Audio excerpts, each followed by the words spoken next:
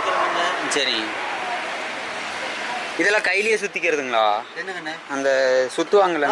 Machine. சரி சரி சரி. கரண்ட்டு. சரி சரி சரிங்க. நம்பர் எந்த இருக்குண்ணே? ஆமாம், அங்கே குள்ளம்பலத்து பக்கத்தில் கோபி அந்த பக்கம். ஆஹா. நான் கோயிலுக்கு போனேங்க பண்ணாரி. சரி சரி.